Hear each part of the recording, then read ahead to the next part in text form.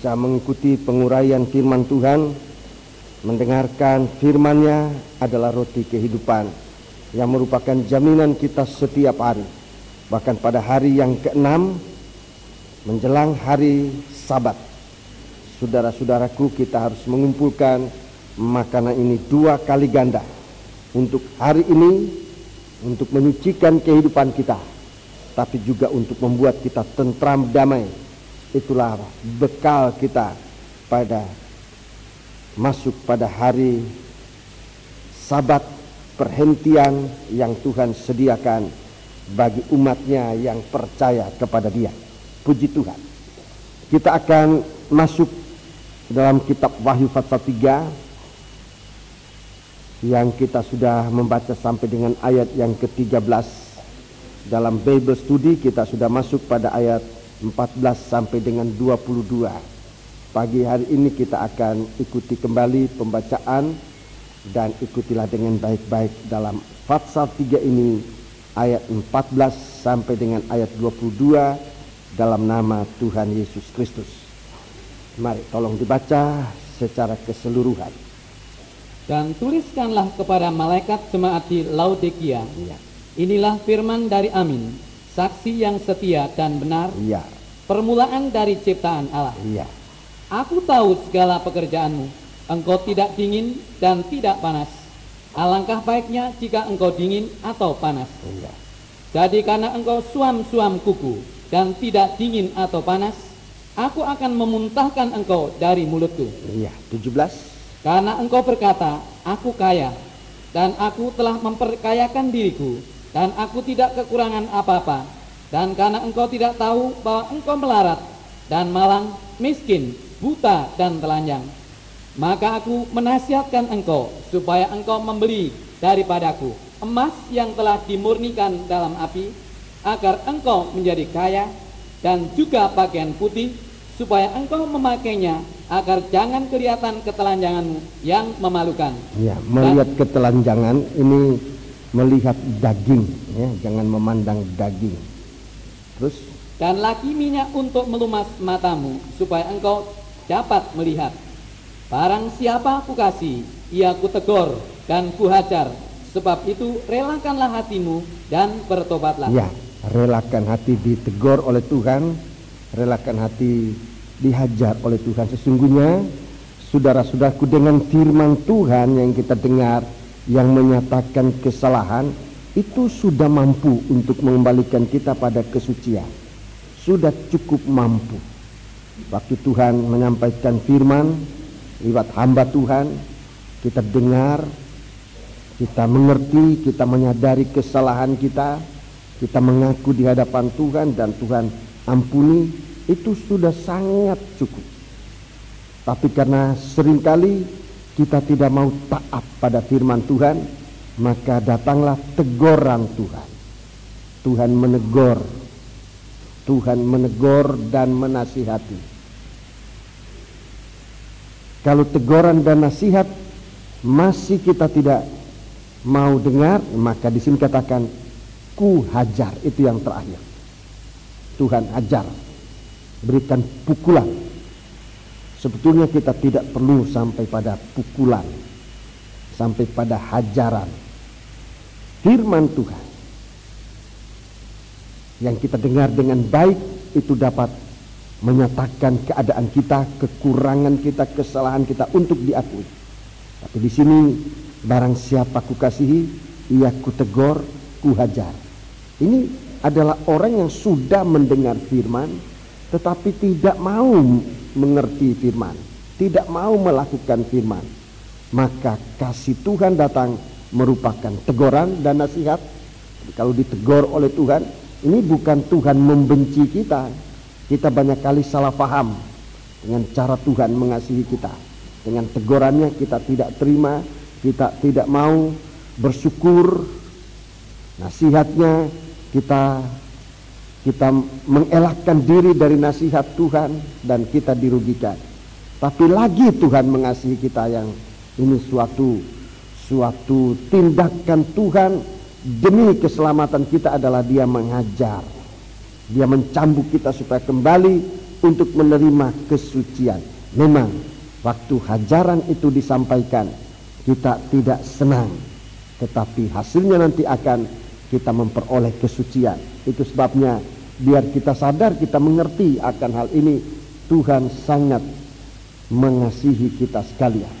Kemudian saudaraku, kalau hajaran pun kita tidak mau dengarkan, maka datanglah hukuman. Itu tidak ada lagi ampunnya. Hukuman itu datangnya sangat adil. Sebab apa? Sudah diberi kesempatan untuk sadar, tidak mau sadar. Sudah diberi kesempatan untuk diampuni, tidak mau minta, tidak mau menerima pengampunan. Sudah diajar untuk sadar, tetap tidak mau. Jadi sudah begitu dalamnya kasih Allah, sehingga yang Tuhan berikan tapi kita tolak. Sehingga kalau hukuman Allah itu datang, bukannya Tuhan itu jahat, tapi Tuhan adil. Sebelum menghukum, lebih dahulu membuka kesempatan untuk selamat. Puji Tuhan. Mari ayat 20. Ayat 20. Lihat, aku berdiri di muka pintu dan mengetok. Ya. Jikalau ada orang yang mendengar suaraku dan membukakan pintu, aku akan masuk mendapatkannya, dan aku akan makan bersama-sama dengan dia, dan ia bersama-sama dengan aku. Iya. Jadi ada orang ketuk pintu tapi dibiarkan. Ini memang keterlaluan. Perkataan berdiri di muka pintu dan mengetuk, dalam Bible tulis saya katakan itu terkandung arti bahwa Tuhan sesungguhnya sudah lama menanti di situ. Sudah lama menunggu kita untuk membuka pintu. Ketukan masih tidak mau membuka, lalu memanggil, siapa yang membuka pintu, aku akan duduk makan bersama dia, dia dengan aku dengan dia. Masih saja pintu tidak dibukakan. Jadi inilah situasi suam. Situasi suam. Tuhan sampai berada di luar pintu menunggu, itu pun tidak ada sambutan apa-apa. Jadi memang yang rugi adalah manusia itu sendiri. Ayat 21. Ayat 21. Barang siapa menang, ia akan kududukkan bersama-sama dengan aku di atas tahtaku, sebagaimana aku pun telah menang dan duduk bersama-sama dengan Bapakku di atas tahtanya. Iya, terus 22. Siapa bertelinga, hendaklah ia mendengarkan apa yang dikatakan Roh kepada jemaat-jemaat. Iya, jadi dalam surat Timotius, Roh berbicara pada akhir zaman. Roh Tuhan berbicara atau Roh Tuhan mengajarkan firman pada akhir zaman. Adapun hamba-hamba Tuhan yang dipakai oleh Tuhan, saudara-saudaraku, semua menyerahkan diri kepada Tuhan untuk menjadi alat menyuarakan firman Tuhan kepada manusia. Tetapi yang berfirman akhir zaman ini adalah Roh El Kudus. Dalam 1 Timotius pasal 4, baik kita baca itu supaya kita melihat bahwa Roh itu berbicara pada akhir zaman. 1 Timotius pasal yang keempat.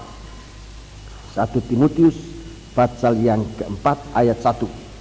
Tetapi Roh dengan tegas mengatakan bahwa di waktu-waktu kemudian ada orang yang akan murtad, lalu mengikuti roh-roh penyesat dan ajaran setan-setan. Iya, jadi Roh mengambil peranan penting di akhir zaman. Akhir zaman adalah zaman gereja sekarang ini. Sebab zaman pertama adalah zaman Allah Bapa, mulai dari Ibrahim, mulai dari Adam dan Hawa sampai Ibrahim, itu zaman pertama. Zaman Allah Bapa, disebutkan zaman Allah Bapa. Kemudian zaman yang kedua, dari Ibrahim sampai Yesus tersalib, itu zaman dari Allah Anak. Tetapi dari Yesus tersalib sampai Yesus akan datang kembali, itu disebut zaman akhir, zaman Roh El Kudus. Di sana Roh Kudus yang memegang peranan penting. Dia yang merupakan oknum Allah yang ketiga dan memiliki zaman. Zaman disebutkan zaman akhir.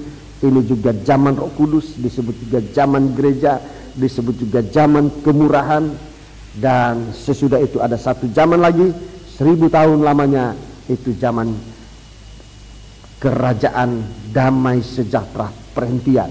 Itu merupakan sabat besar yang dijanjikan Allah kepada umat manusia. Mari Kita akan bersama-sama memeriksa jemaat Laodikea ini. Dalam jemaat Laodikea, Roh berbicara pada zaman akhir ini, pada zaman gereja. 7 kali dalam Wahyu pasal 2 dan pasal 3, 7 kali Tuhan mengatakan siapa bertelinga hendaklah ia mendengar. Waktu kemurahan Allah, waktu untuk mendengar.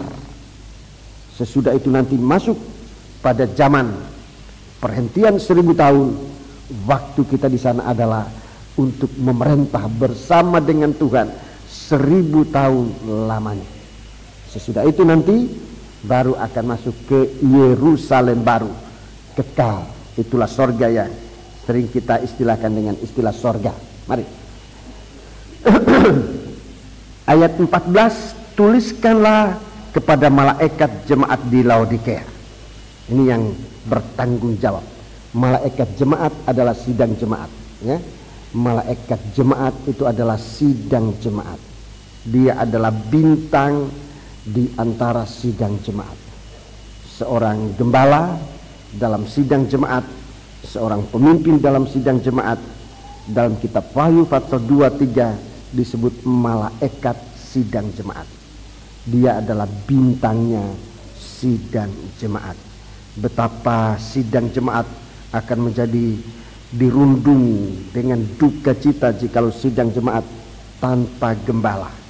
Satu kekurangan besar, sebab kebutuhan pokok dari kawanan domba adalah seorang gembala.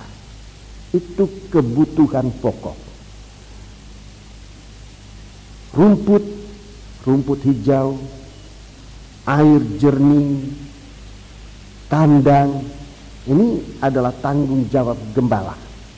Kalau gembala ada, berarti ada jaminan untuk mendapat rumput. Ada jaminan untuk domba bisa mendapat rumput, bisa mendapat air yang jernih, bisa mendapat perlindungan dalam kandang, dalam perlindungan di mana gembala berjaga-jaga atas kehidupan kawanan domba.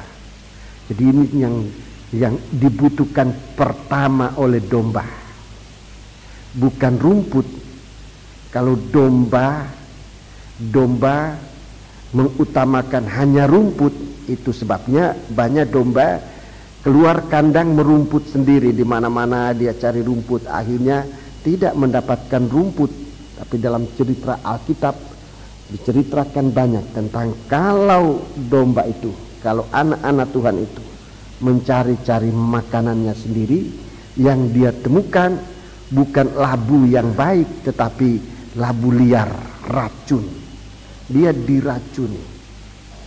Sebabnya bukannya domba itu tidak membutuhkan rumput, tidak membutuhkan air, tetapi di atas kebutuhan itu adalah seorang gembala, malaikat sidang jemaat. Tuhan berbicara kepada sidang jemaat lewat gembala, lewat malaikat sidang jemaat. Saya benar-benar merasa ngeri jikalau seorang anak Tuhan sudah dinasihati tetapi meninggalkan nasihat, lalu melakukan apa yang dia dengar dari orang-orang yang tidak bertanggung jawab dalam penggembalaan. Itu sangat berbahaya, sangat berbahaya. Kalaulah dia memberikan nasihat yang baik, syukur. Tapi kalau dia memberikan nasihat yang tidak baik, maka kita tidak hanya celaka tubuh ini, tetapi sampai jiwa dan roh saudara-saudaraku tidak ada yang bertanggung jawab. Sebab itu marilah kita perhatikan apa yang kita butuhkan. Roh. Dan tuliskanlah kepada malaikat jemaat di Laodikea. Perhatikan, inilah firman dari Amin. Amin itu artinya benar, tepat, cocok. Di belakang Alkitab saudara ada kamus istilah-istilah. Saudara bisa baca di situ arti dari perkataan amin. Inilah firman dari Amin. Jadi amin ini adalah saksi yang benar. Amin itu seorang saksi yang benar. Inilah perkataan dari amin. Dia saksi. Dia saksi yang benar. Amin itu benar, saksi yang benar. Inilah perkataan dari amin.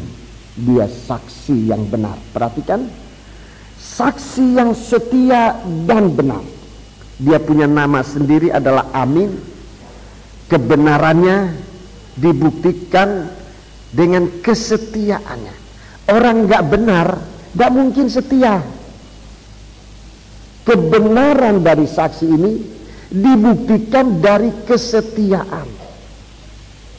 Melayani Tuhan benar dibuktikan dari kesetiaan. Kalau tidak setia dalam pelayanan, sudah bisa dipastikan bahwa pelayanannya tidak benar. Sebab bukti dari kebenaran adalah kesetiaan. Itu bukti. Orang setia itu hanya orang benar. Orang yang tidak benar tidak mungkin setia. Jadi Yesus saksi yang benar. Dia disebutkan yang benar. Puji Tuhan. Permulaan dari ciptaan Allah. Saya mau berbicara lebih dahulu tentang saksi yang setia ini. Tentang saksi yang setia. Saudara-saudaraku, menghadapi sidang jemaat Laodikea, Tuhan menampakkan diri dengan mengatakan aku yang benar. Aku yang benar. Dibuktikan dengan kesetiaannya. Mari kita membaca dalam Injil Yohanes pasal yang ke-18. Di sana kita melihat kesaksian dari Yesus Kristus. Menghadapi maut, Yesus tetap setia dalam kesaksian. Mari, Injil Yohanes pasal yang ke-18. Injil Yohanes pasal yang ke-18. Injil Yohanes pasal yang ke-18. Kita baca mulai ayat 35. Mulai ayat yang ke-35. Kata Pilatus, apakah aku lebih bagus kita baca ayat 28 lebih dahulu. Maka mereka membawa Yesus dari Kayafas ke gedung pengadilan. Ya, sampai situ. Ke gedung pengadilan. Pengadilan ini sebetulnya penegak kebenaran dan keadilan. Itu pengadilan. Pembela, penegak kebenaran dan keadilan. Jadi Yesus dibawa ke pusatnya kebenaran. Kebenaran yang ada di dunia ini. Jadi Yesus dibawa sampai ke pusatnya kebenaran dunia. Jadi dia harus bersaksi di hadapan kebenaran dunia. Saudara-saudara, dan kita seringkali menghadapi semacam ini, harus bersaksi di tengah-tengah masyarakat untuk kebenaran yang dari Allah. Di hari-hari ini Tuhan membutuhkan saksi-saksi yang benar dan setia. Haleluya. Supaya kita benar-benar bisa menampilkan hidup yang dikatakan kebenaran yang sesungguhnya itu bagaimana. Mari, sekarang ayat 35. Kata Pilatus, apakah aku seorang Yahudi? Ya. Bangsamu sendiri dan imam-imam kepala yang telah menyerahkan engkau kepadaku, apakah yang telah engkau perbuat? Jawab Yesus, kerajaanku bukan dari dunia ini. Ya, kerajaanku bukan dari dunia ini. Jika kerajaanku dari dunia ini, pasti hamba-hambaku telah melawan, supaya aku jangan diserahkan kepada orang Yahudi. Akan tetapi kerajaanku bukan dari sini. Ya, jadi Yesus ini seorang raja. Saudara catat saja dalam Wahyu 19. Wahyu pasal 19, dia disebut raja di atas segala raja. Di situ dia tampil dengan pasukannya. Tapi di sini dia bagaikan seorang diri. Tapi dalam Injil Yohanes pasal 6 dikatakan 16, dia katakan, aku tidak seorang diri, sebab aku bersama Bapa. Kerajaanku bukan di dunia ini. Jadi satu waktu dia tampil dengan pasukan yang sangat besar, saudara-saudaraku, dengan memerangi daging saudara-saudaraku untuk mengalahkannya. Ayat 37. Kata Pilatus kepadanya, Ya. jadi engkau adalah raja? Jadi engkau adalah raja? Jawab Yesus, Ya. engkau mengatakan. Ya, engkau mengatakan Bahwa aku adalah raja. Engkau mengatakan bahwa aku adalah raja. Untuk itulah aku lahir, dan untuk itulah aku datang ke dalam dunia ini. Perhatikan. Supaya aku memberi kesaksian tentang kebenaran. Iya, supaya aku memberi kesaksian tentang kebenaran. Kesaksian yang terakhir kepada 7 sidang jemaat menyaksikan tentang kebenaran. Haleluya. Aku telah datang ke dalam dunia ini. Yang dikatakan, aku telah lahir untuk menyaksikan kebenaran, untuk memberi kesaksian tentang kebenaran itu.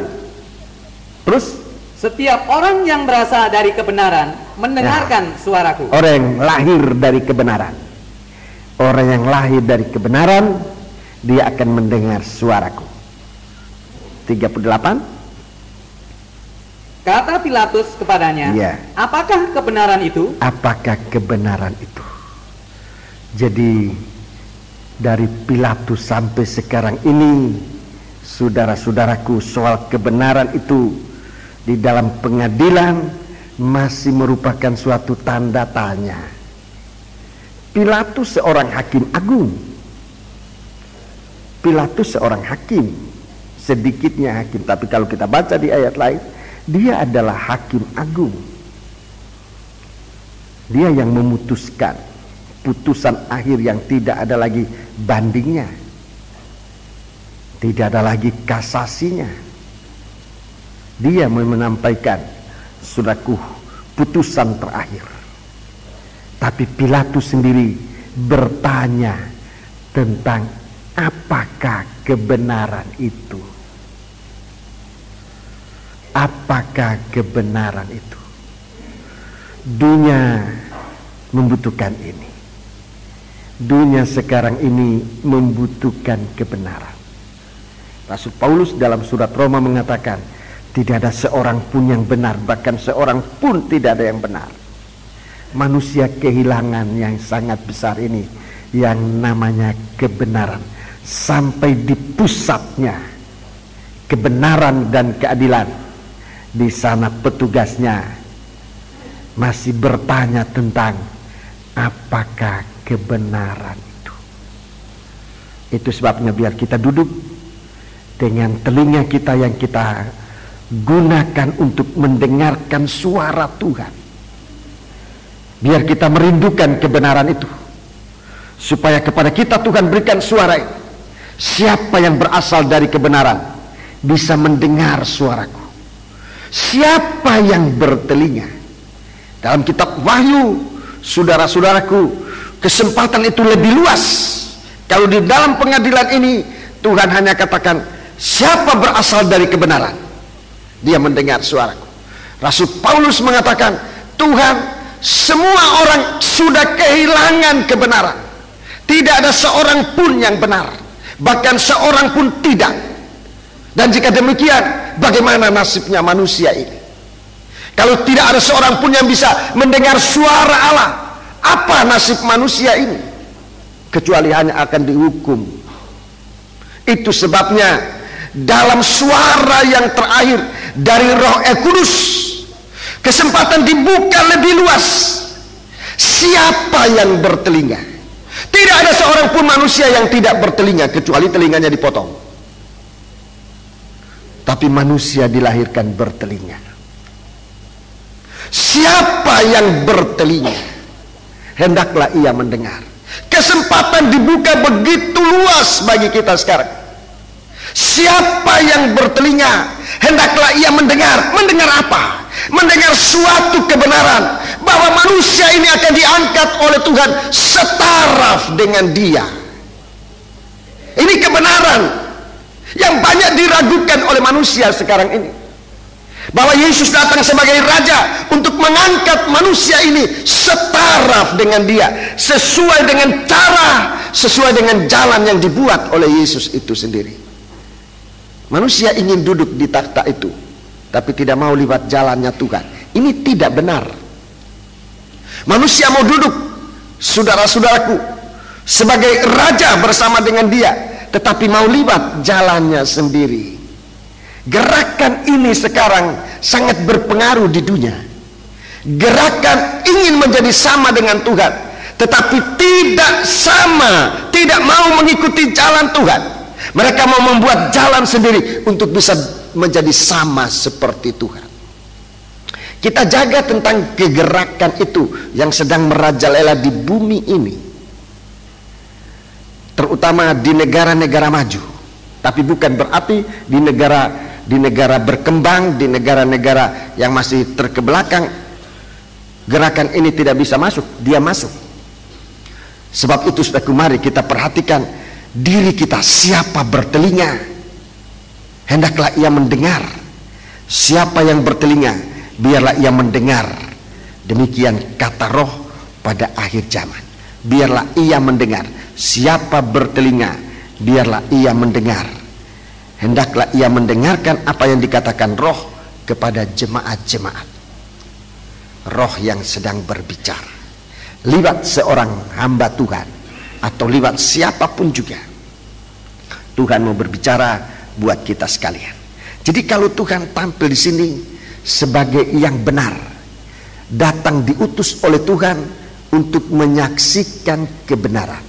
Sekarang kita kembali dalam Wahyu 3. Wahyu Fatsal 3. Wahyu Fatsal 3. Pada jemaat Laodikea ini, pada jemaat Laodikea setelah diukur oleh Tuhan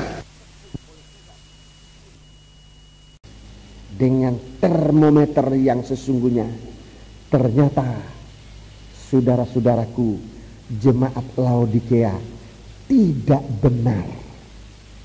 Jemaat Laodikea tidak benar. Jemaat Laodikea tidak benar. Saudara-saudaraku, Tuhan periksa. Tuhan periksa. Ternyata tidak benar. Buktinya setelah diukur oleh Tuhan, panasnya kurang. Tidak panas, tidak dingin.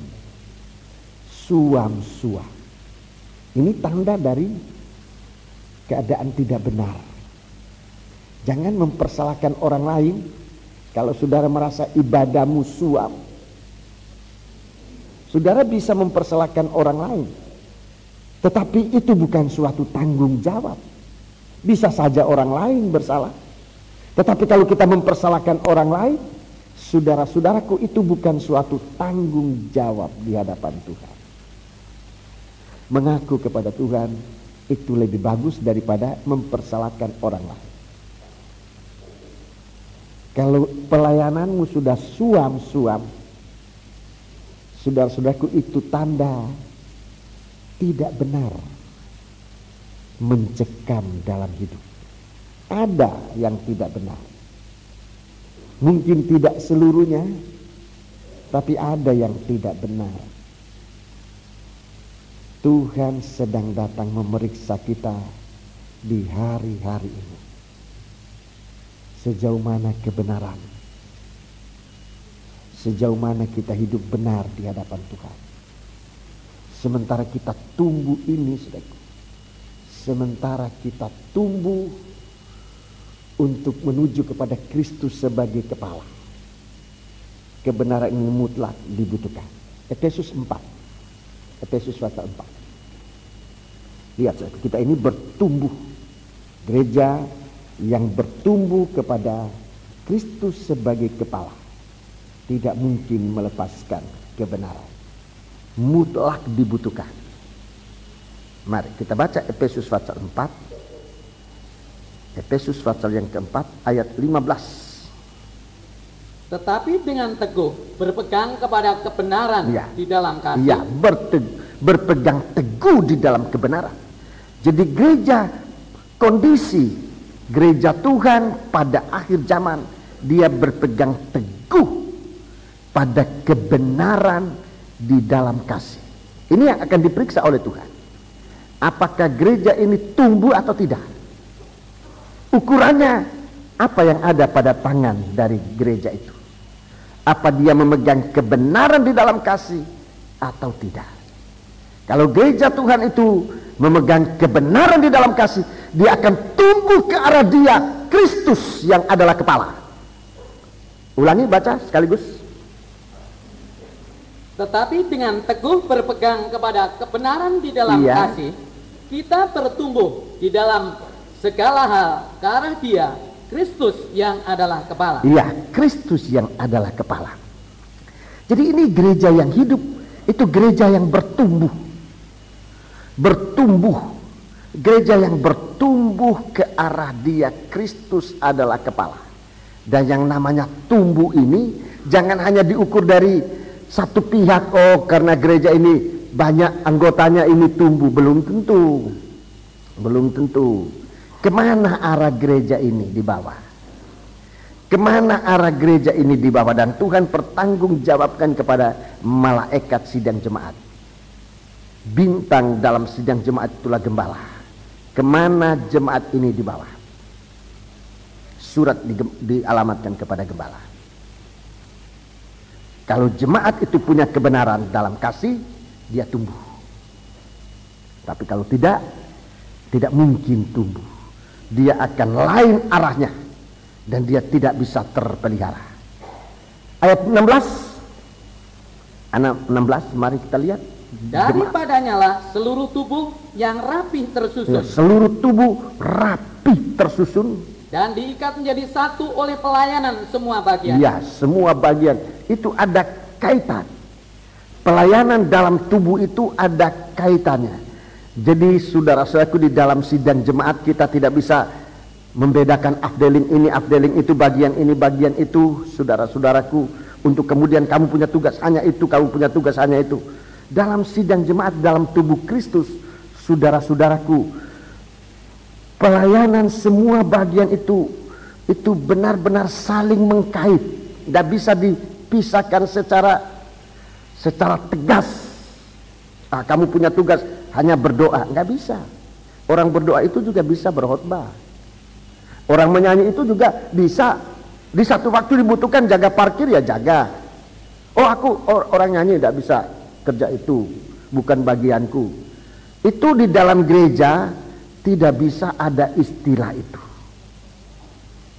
Sebab pelayanan di dalam tubuh ini adalah pelayanan dalam kaitan bersama, dalam kaitan semua bagiannya. Terus sesuai dengan kadar pekerjaan tiap-tiap anggota, menerima pertumbuhannya dan membangun dirinya dalam kasih. Jadi pertumbuhan ini dari sel ke sel menjadi bagian tubuh, menjadi anggota tubuh dalam satu pertumbuhan bersama ke arah Kristus adalah kepala. Ini gereja yang benar. Dia memegang kebenaran di dalam kasih. Mari kita periksa keadaan dari sidang jemaat ini. Kita ikuti Tuhan memeriksa jemaat Laodikia. Jemaat Laodikia diperiksa oleh Tuhan. Kita baca dalam ayat yang ke-15. Aku tahu segala pekerjaan, engkau tidak dingin dan tidak panas. Alangkah baiknya jikalau engkau dingin atau panas. Jadi karena engkau suam-suam kuku dan tidak dingin atau panas, aku akan memuntahkan engkau dari mulutku. Jadi apa yang diperiksa oleh Tuhan? Dorongan apa yang ada dalam sidang jemaat ini. Ukuran panas, membaranya hati, menyalanya hati dari sidang jemaat ini dalam melayani Tuhan dengan kekuatan apa? Saya sering mengatakan bagi dunia punya kekuatan untuk maju, untuk tumbuh adalah suatu keinginan yang besar, suatu apa namanya istilahnya, bukan sesuatu ya, ambisi. Itu bagi dunia menggunakan ambisi untuk maju, untuk menyala. Seorang itu harus punya ambisi. Dia kalau tidak punya ambisi, orang ini suam. Orang tidak punya ambisi itu suam, dingin, suam, tidak ada gerakan, tidak punya ambisi sama sekali. Tapi kalau ambisius itu bahaya. Terlalu ambisi itu bisa masuk jurang, terlalu cepat, tidak ada remnya, bisa kebablas ke jurang, bahaya. Atau nabrak gunung, nabrak batu, tidak bisa direm, terlalu ambisi. Tapi di dalam rohani, saudara-saudaraku, kita tidak gunakan ambisi. Dalam rohani kita gunakan kasih. Kasih Allah itu sangat aktif. Tidak ada kasih itu pasif, itu nggak ada. Kalau pasif itu bukan kasih. Kalau pasif itu bukan kasih. Kasih itu aktif. Dia begitu cepat. Di sini kalau kita lihat, kalau Tuhan datang dan periksa keadaan dari sidang jemaat tentang kasih dari Laodikea, ternyata Laodikea tidak memiliki kasih yang benar-benar. Waktu Yesus tampil dengan kebenaran untuk mengukur sejauh mana jemaat Laodikea ini mengasihi Tuhannya, mengasihi tuannya. Dalam perumpamaan seringkali Tuhan Yesus bicara dirinya sebagai seorang Tuhan yang akan kembali. Pada minggu yang lalu kita mendengar, saudara-saudaraku, kita ini jangan lengah. Kita disuruh oleh Tuhan berjaga-jaga untuk sewaktu-waktu bisa membuka pintu. Kalau ia mengetuk pintu, entah pada jaga yang kedua, entah pada tengah malam, entah pada dini hari, dia akan datang mengetuk pintu dan kita bisa membukakan pintu dan dia masuk. Kita layani dia, kita makan bersama dia. Penantian kita kepada Tuhan tidak terlalu lama, saudara. Apapun pengalaman kita sekarang sifatnya sementara. Kalau sekarang kita menderita itu hanya sementara. Kalau sekarang seorang merasakan dia dalam keadaan senang itu pun hanya sementara. Sebab Yesus sudah akan datang kembali.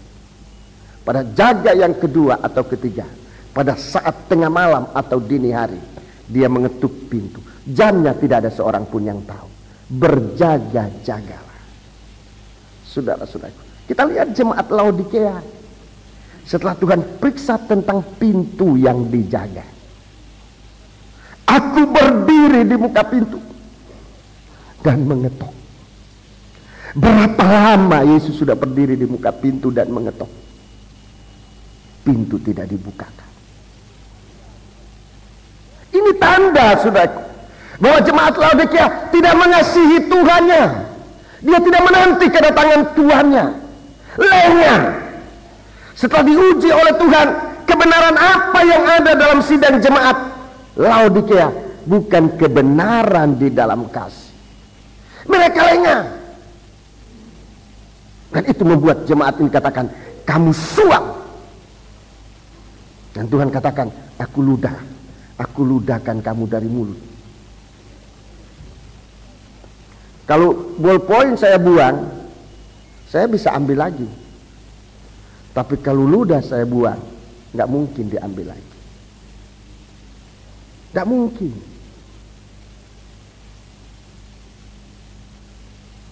Itulah keadaan jemaat. Benar-benar pada posisi terakhir. Di mil yang terakhir, di muka pintu.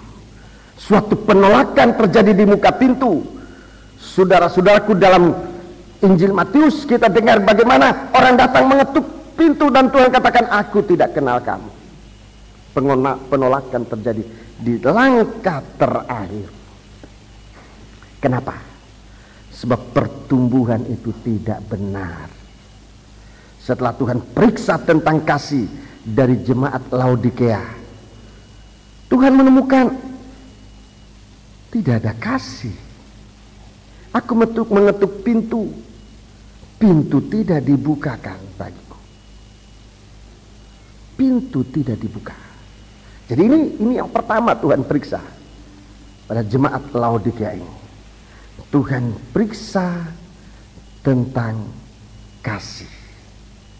Sebab kita harus berpegang pada kebenaran dan kasih. Kita mempunyai kebenaran tanpa kasih, berarti kebenaran kita pun bukan kebenaran yang bisa dibawa nanti sampai masuk ke dalam kerajaan surga.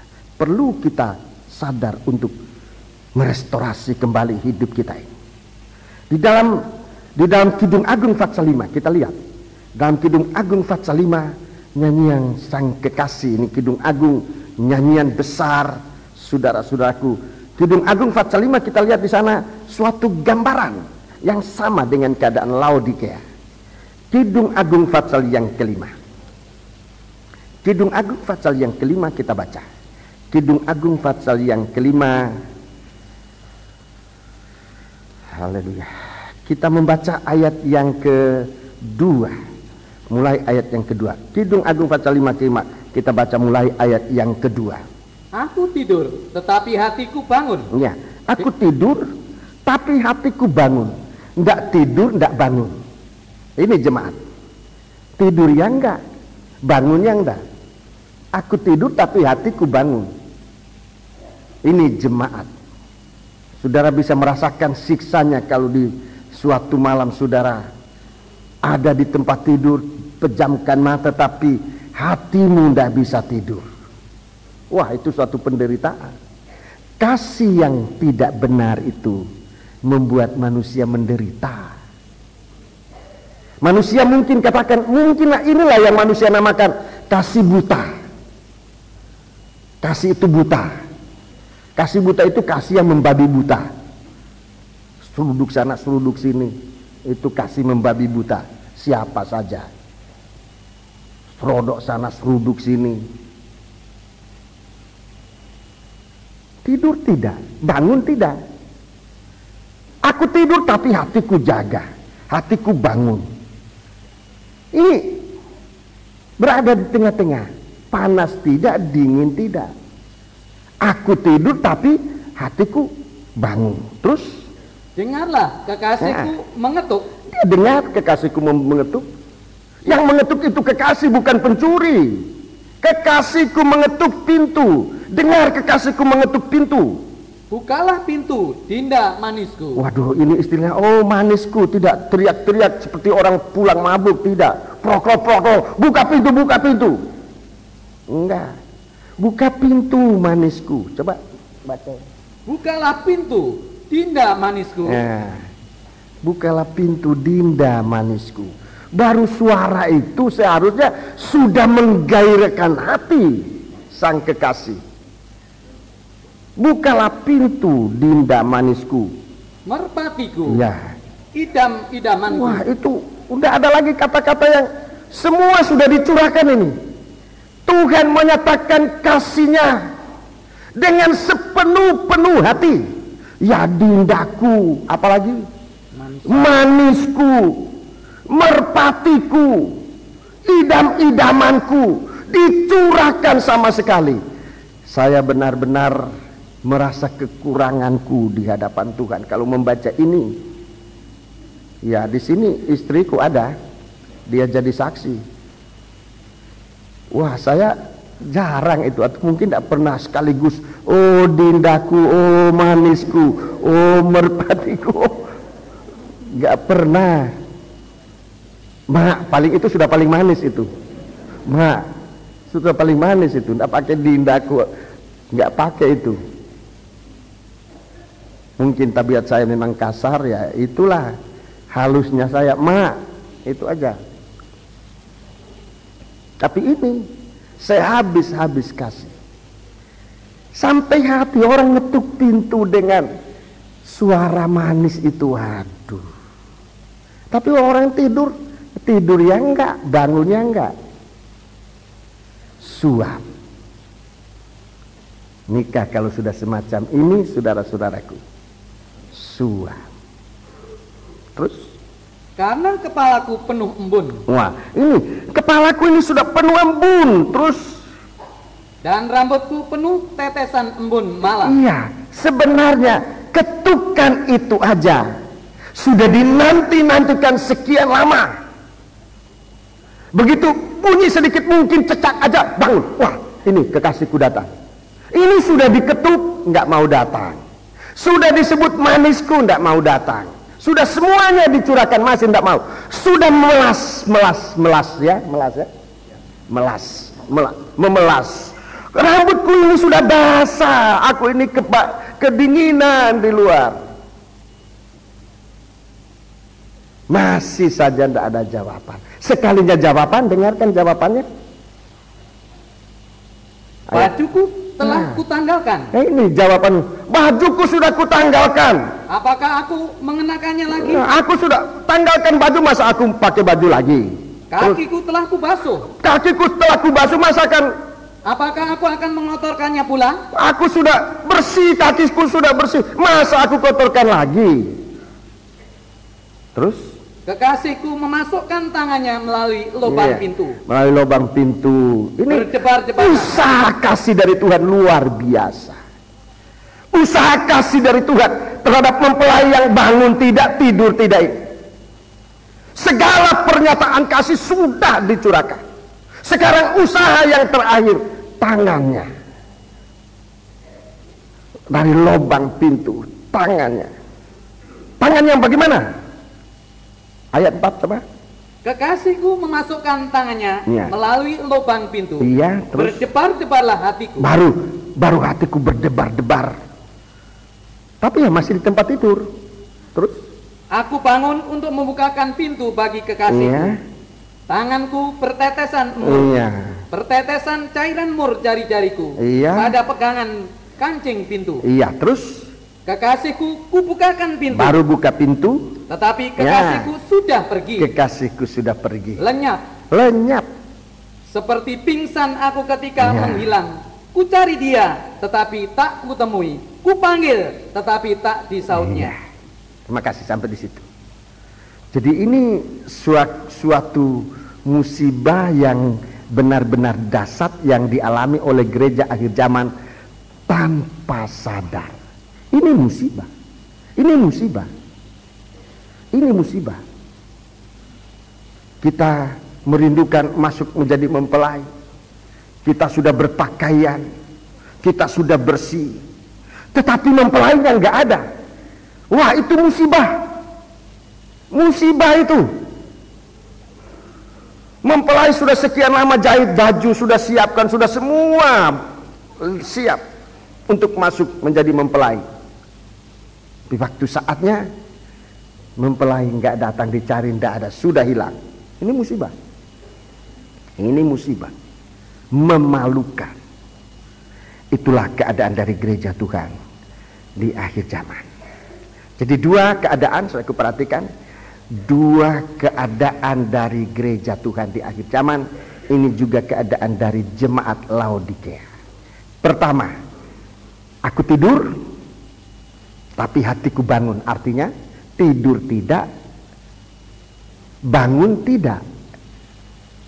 Tidur tidak, bangun tidak. Ini juga suap. Ini yang disebutkan separuh-separuh. Ini suap. Yang kedua, dalam ayat yang ke-6,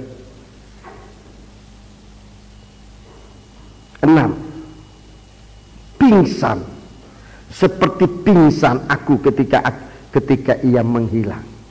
Pingsan itu mati tidak. Lanjutannya, kalau pingsan mati tidak, hidup tidak, setengah mati, setengah hidup. Pingsan.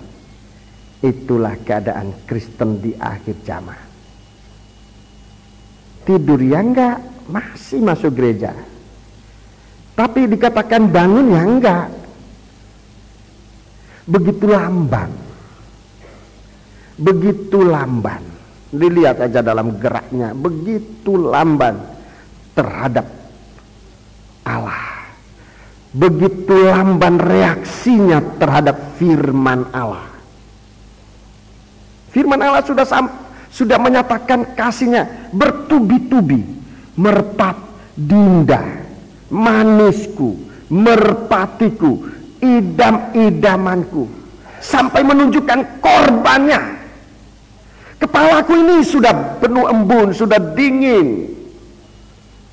Tuhan menunjukkan bagaimana ia mengasihi sidang jemaat, tapi jemaat sangat lamban. Reaksi jemaat sangat lamban terhadap kasihnya Tuhan. Ibadahnya juga lamban. Terhadap panggilan Tuhan juga lamban. Tuhan mau kita mau jadi apa? Tuhan memanggil kita untuk melayani Dia.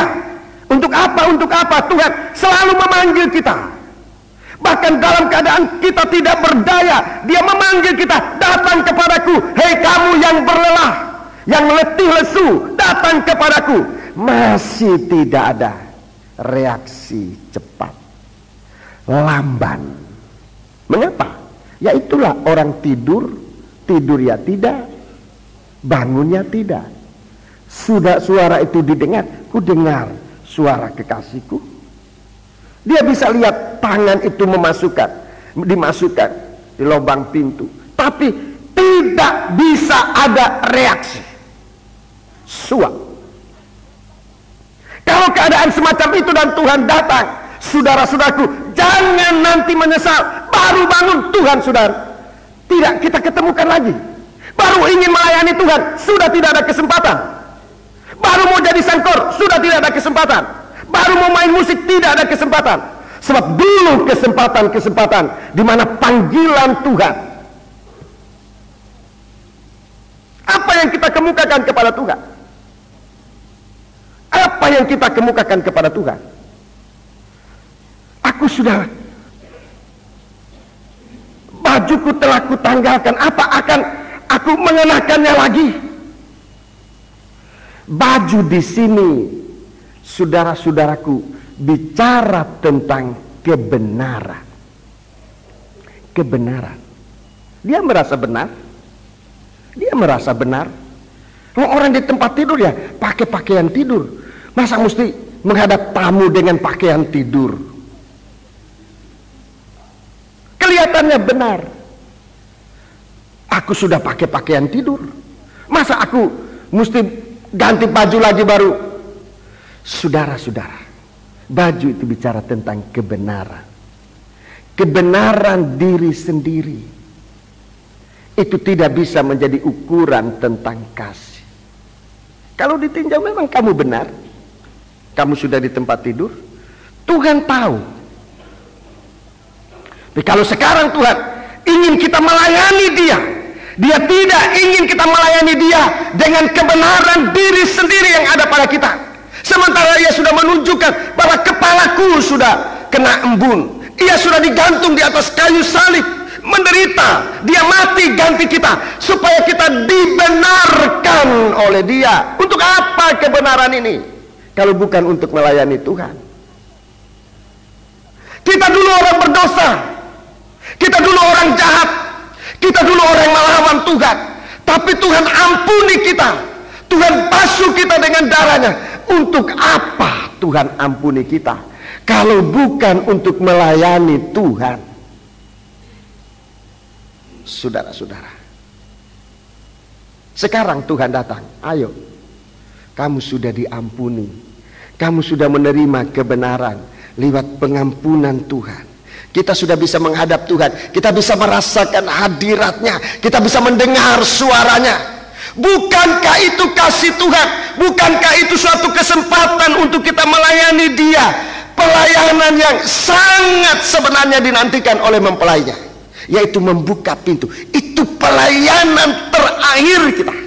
Haleluya. Membuka pintu untuk Dia.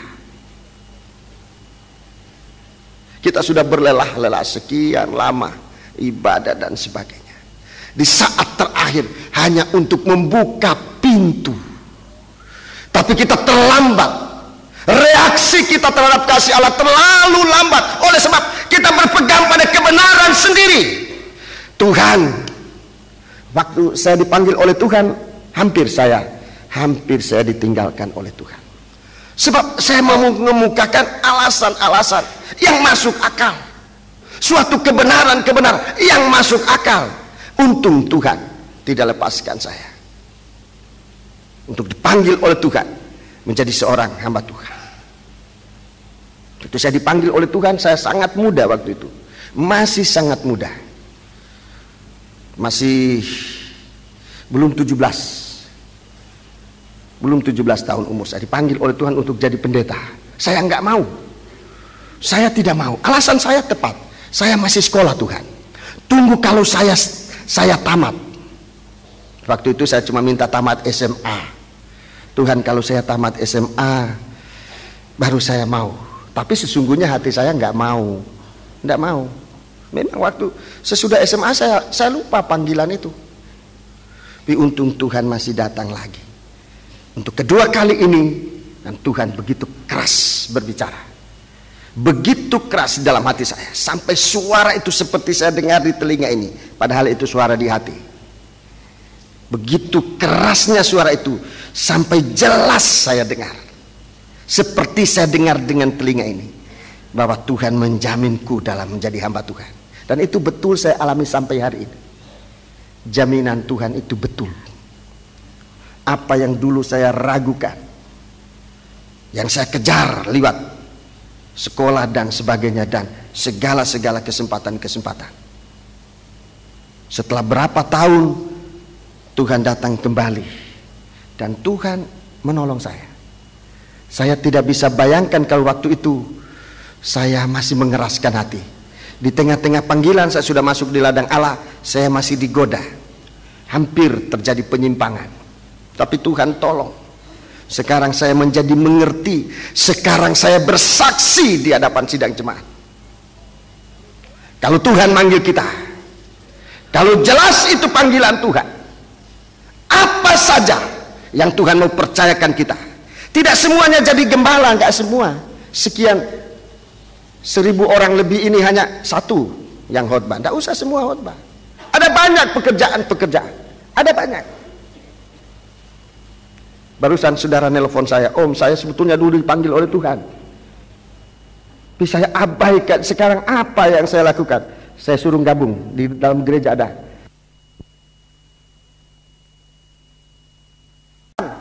Sekarang aku punya baju, tetapi kebenaran sendiri memang benar, tetapi untuk diri sendiri, tidak untuk melayani Tuhan. Untuk apa baju itu kalau tidak untuk melayani Tuhan? Untuk apa sesuatu kita miliki tetapi bukan untuk memuliakan Tuhan? Hanya untuk binasa bersama dunia ini. Tuhan sedang memanggil. Tuhan mengetuk pintu. Siapa mendengar suaranya?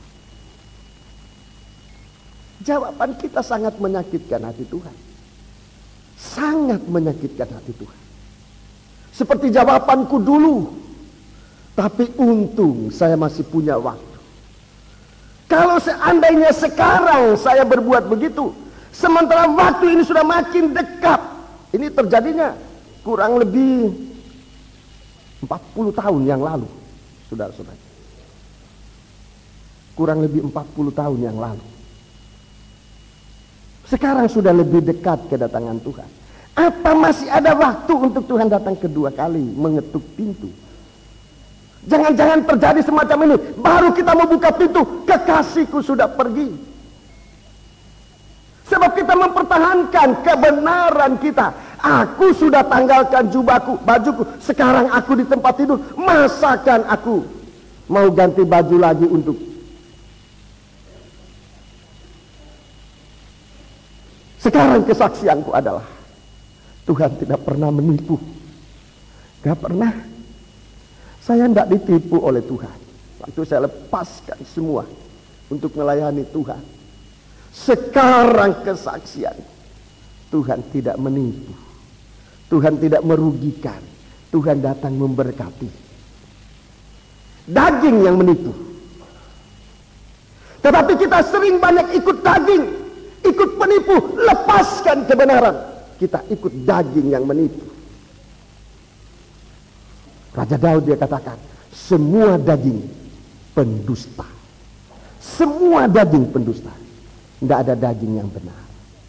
Yesus itu kebenaran. Waktu kita dihadapkan dengan kebenaran, kenapa kita ikut daging yang menipu kita? Jadi saat terjerumus, daging akan melepaskan tanggung jawabnya. Di saat kita terjerumus, di saat masuk dalam kesesakan di mana tidak ada daging yang bisa menolong kita, kita berseru kepada Tuhan, apa enggak malu? Tetapi sekalipun demikian, saya masih katakan syukur kalau kita masih bisa berseru kepada Tuhan pada saat itu. Syukur. Dan ini nasihat saya, di dalam keadaan apapun juga berseru kepada Tuhan. Memang kita sudah menyakitkan hati Dia. Dia memanggil kita tapi kita tolak. Dia menyatakan kasihnya, kita tidak mau. Sebab kita merasa kita memiliki suatu kebenaran, tapi kebenaran untuk diri sendiri. Suap. Kebenaran untuk diri sendiri tidak membawa kita kepada pertumbuhan, kepada Kristus sebagai kepala. Tidak. Aku sudah membasuh kakiku. Aku sudah membasuh kakiku. Kakiku telah kubasuh. Apa akan aku mengotorkannya pula? Punya kesucian. Kakiku sudah bersih. Perjalanan hidupku sudah benar. Sudah suci. Aku sudah suci. Tapi suci-suci sendiri. Kesucian diri sendiri. Kita menyakitkan hatinya Tuhan. Sementara Tuhan mempersiapkan korban untuk membasuh kita.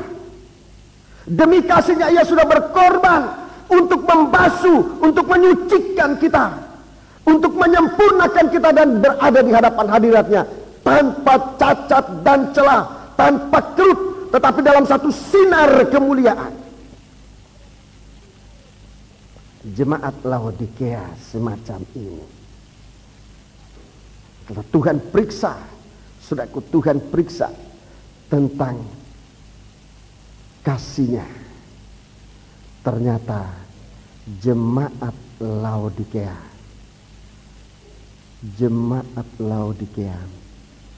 tidak memiliki kebenaran di dalam kasih, atau tidak memiliki kasih yang benar. Dalam panggilan Tuhan terlambat. Baru bangun, baru mau bangun, baru mau melayani, sudah terlambat. Sekali lagi jatuh dalam kesuaman, pingsan, mati tidak, hidup tidak. Saya tidak ingin menakut-nakuti. Saya tidak ingin menakut-nakuti, tapi saya melihat rekan-rekan seangkatan dulu waktu kita kursus Alkitab yang meninggalkan Tuhan, sama sekali meninggalkan Tuhan. Benar-benar mati tidak, hidup tidak. Benar-benar kondisi menyedihkan. Murid-murid sekolah kitab saya selalu ingatkan, sekali saudara ambil ketetapan untuk mengikut Tuhan, anggap kesempatan lain itu sudah tertutup untuk kamu.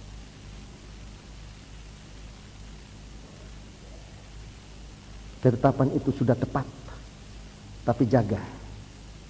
Jangan kebenaran sendiri, jangan kasih sendiri. Jangan kesucian sendiri. Di semua ini dari korban Kristus. Kita dibenarkan oleh karena hadirnya Tuhan dengan panggilan. Kita dibenarkan oleh karena panggilannya. Karena Dia jamin panggilannya dengan korban. Tuhan sucikan kita karena panggilan. Sebab panggilan ini dijamin oleh Tuhan dengan korbannya untuk menyucikan kita. Supaya kita nanti melayani Tuhan berhasil. Saudara-saudara yang merasa sekian lama ini saudara sudah menjadi orang yang dikatakan kekasih Tuhan. Tapi kalau Tuhan tanya apa yang saudara sudah lakukan untuk Tuhan, selalu mengemukakan kepentingan sendiri, selalu mengemukakan kebenaran diri sendiri. Di saat apa saja yang Tuhan tawarkan pekerjaan, ada saja alasan kita benar, tetapi kebenaran dari diri sendiri. Tuhan suruh, ayo berkorban. Kalau aku orang kaya, aku bisa berkorban. Tapi saudara baca di dalam Alkitab. Saudara baca di dalam Alkitab. Seorang miskin, seorang janda yang miskin, dia mempersembahkan, persembahannya diterima oleh Tuhan. Yang paling besar. Tuhan perintah murid-murid, kasih makan orang 5.000 ini, sekian banyak ini. Kita cuma ada roti 5 ketul. Tapi karena panggilan Tuhan, karena perintah Tuhan, mereka laksanakan. Sudah lihat hasilnya. Semua orang makan sampai kenyang. Masih ada sisa 12 baku. Allah tidak menipu kita. Dengan panggilannya Allah benar untuk mengangkat keadaan kita yang tidur tidak, bangun tidak. Tidur tidak, bangun tidak. Panggilan Tuhan sebenarnya untuk menggairahkan kita demi kasih yang benar yang ada pada Dia, untuk datang supaya kasih kita ini bukan kasih yang dingin, tapi kasih yang sesungguhnya. Kasih itu, Rasul Paulus katakan, jangan berpura-pura. Kasih itu dengan sesungguhnya, dibuktikan dengan roh kita yang menyala-nyala. Kegiatan kita jangan gugur. Coba tolong baca. Sudah dibaca waktu Bible Study, tapi tidak apa dibaca lagi. Roma 12. Roma 12. Ini kasih yang benar. Roma pasal 12 mulai ayat 9. Roma pasal 12 mulai ayat yang ke-9. Hendaklah kasih itu jangan pura-pura. Hendaklah kasih itu jangan pura-pura. Jauhilah yang jahat dan lakukanlah yang baik. Jauhilah yang jahat, lakukanlah yang baik. Ini panggilan. Ini demi kasih Tuhan. Menjauhi yang jahat, melakukan yang baik. Terus? Hendaklah kamu saling mengasihi sebagai saudara dan saling mendahului dalam memberi hormat. Iya, saling mendahului dalam memberi hormat. Terus dalam hal ini dalam hal ini saya mohon ampun kepada sidang jemaat. Saya mohon ampun kepada sidang jemaat. Saya ini banyak melakukan kesalahan, sekalipun saya tidak sadar, tetapi itu sudah kesalahan. Banyak kali saudara sudah mendahului saya memberi hormat. Entah apa saya tidak melihat saudara punya hormat itu. Saya entah kebetulan balikkan muka atau bagaimana, liwat saja. Sekali lagi saya mohon maaf, itu saya tidak sengaja. Saya sudah tidak tahu berapa banyak yang tersandung dalam soal ini. Itu suatu kekurangan saya yang saya perlu akui di hadapan sidang jemaat. Lain kali saya sibuk, lain kali saya ngomong, lalu ada orang, selamat pagi om, selamat pagi brur. Saya sedang sibuk ngomong atau dipanggil oleh orang lain, saya membuang wajah. Itu sebenarnya saya tidak sengaja untuk membenci, seingat saya. Tetapi sekalipun saya tidak sengaja, saya sudah melukai hati saudara. Saya mohon ampun dari sejujur hati saya. Saya akan bersuka, saya akan sangat berterima kasih kepada saudara jika saudara yang pernah mengalami itu memberitahu kepada saya. Dan saya betul-betul mohon ampun kepada saudara sekalian. Di sini dikatakan kasih itu mendahului dalam memberi hormat. Mendahului. Ayat 11. Janganlah hendaknya kerajinanmu kendor. Nah ini, janganlah hendaknya kerajinanmu kendor. Dulu mula-mulanya rajin, kebaktian 3 kali, dia 4 kali datang di gereja. Yang ke-4 kali ngatur bangku, ikut membersihkan.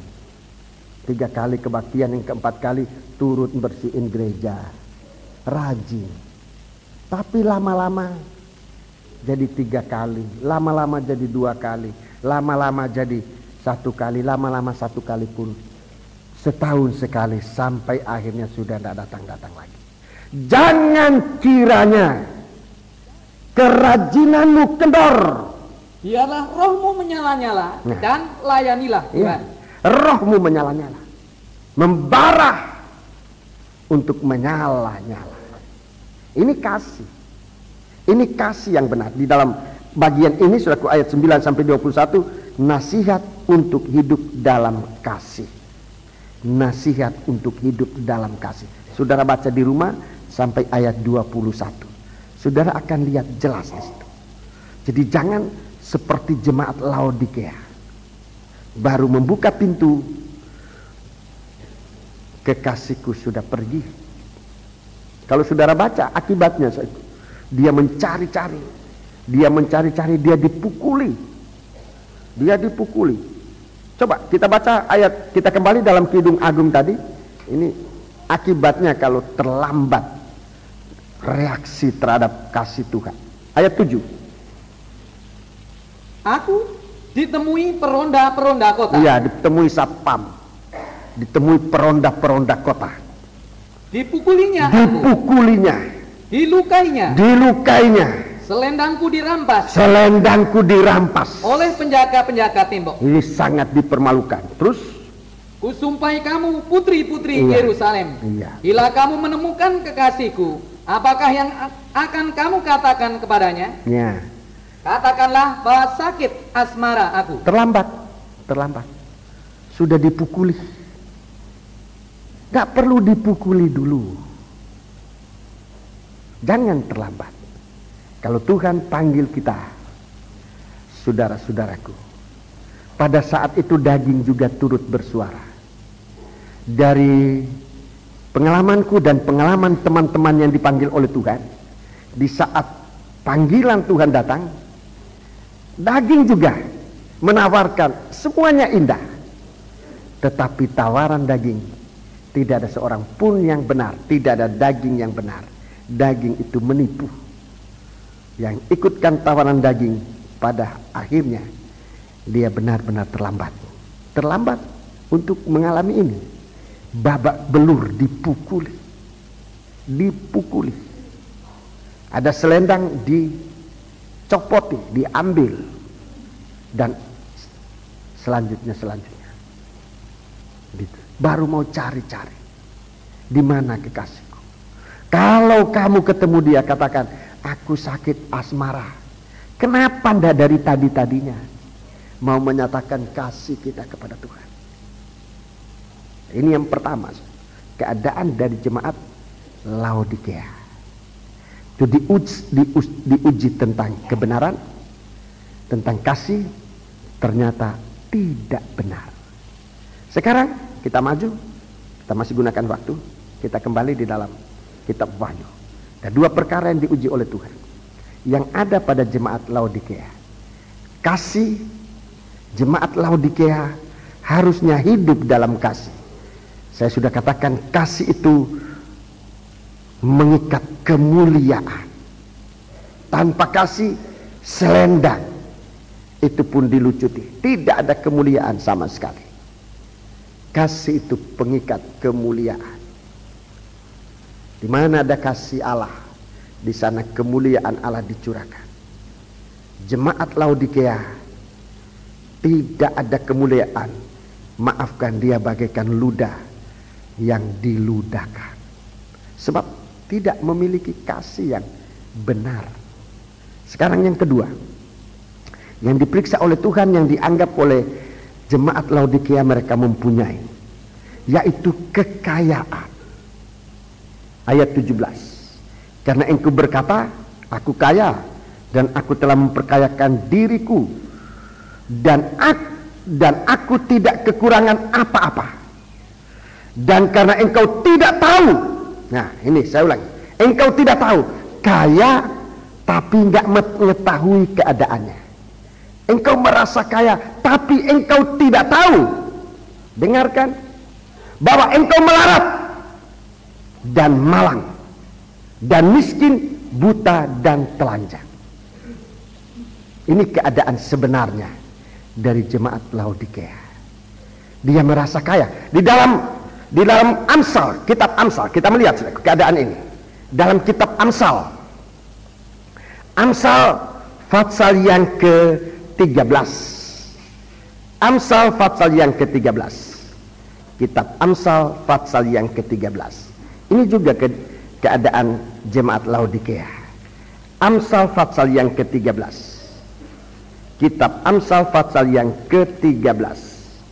Kita baca di sana dalam ayat yang ke-7.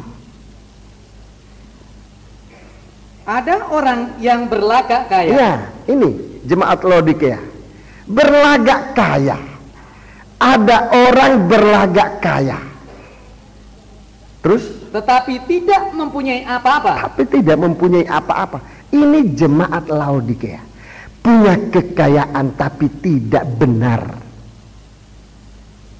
Tidak benar. Jadi setelah diuji oleh Tuhan, kekayaan apa yang ada pada jemaat Laodikea yang ia banggakan? Setelah diuji oleh Tuhan, kamu kaya tapi kamu nggak tahu, kamu nggak punya apa-apa. Menjadi suam. Kamu nggak tahu. Ada orang berlagak kaya, padahal dia tidak punya apa-apa. Terus? Ada pula yang berpura-pura miskin, tetapi hartanya banyak. Ya, ada pula orang yang berpura-pura miskin, tapi hartanya banyak. Di jemaat pasal 2 dan 3 dari kitab Wahyu ada 2 jemaat. Jemaat yang pertama namanya jemaat Smyrna. Jemaat Smyrna dia kelihatan miskin. Dia kelihatan miskin, tapi Tuhan katakan kamu kaya. Dia miskin, tapi Tuhan katakan kamu kaya. Ada jemaat yang kedua, jemaat Philadelphia. Jemaat Laodikea. Dia merasa kaya, tapi Tuhan katakan kamu miskin. Kamu nggak tahu apa-apa. Kamu nggak punya apa-apa. Kamu melarat, kamu miskin, kamu buta, kamu telanjang. Wah, ini suatu penderitaan. Biar miskin, jangan buta lah. Sudah miskin, buta, telanjang. Sangat menderita. Tetapi jemaat Laodikea tidak tahu keadaannya. Jemaat Laodikea tidak tahu keadaannya. Tidak tahu dari mana kekayaan ini. Sampai dia mengatakan, aku tidak kekurangan apa-apa. Ini tanda bahwa dia tidak tahu apa-apa. Dia pikir dia memiliki ini, memiliki itu. Makanan ada, pakaian ada, mobil ada, rumah ada. Apa yang kubutuhkan? Apalagi, buat apa lagi aku masuk ke gereja? Dan ini juga salahnya kami hamba Tuhan. Lain kali sudah saudara masuk ke gereja supaya dapat ini, dapat itu, dapat itu. Nah, kalau gereja itu cuma supaya orang bisa kaya, bisa dapat mobil, bisa dapat makanan. Ya, orang yang sudah punya mobil, sudah punya makanan, sudah punya semuanya, buat apa lagi gereja? Dia tidak perlu lagi. Sudah kaya, sudah semuanya dia punya. Kalau gereja hanya untuk mencari kekayaan, Tuhan ampuni kami hamba Tuhan. Gereja bukan hanya untuk itu. Itu sebahagian kecil. Lebih celaka karena setelah kita menerima ini, lalu kita pikir semua ini adalah hasil usahaku. Nah, ini yang bahaya betul.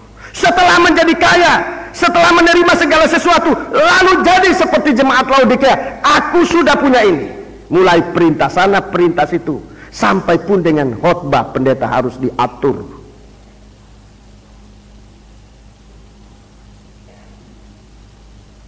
Kita diberkati oleh Tuhan. Saya tahu kita diperkaya oleh Tuhan, terutama dengan firman Allah. Tapi sekalipun kekayaan ini oleh kekayaan firman Allah, kita tidak harus melupakan Dia. Itu keadaan tidak benar.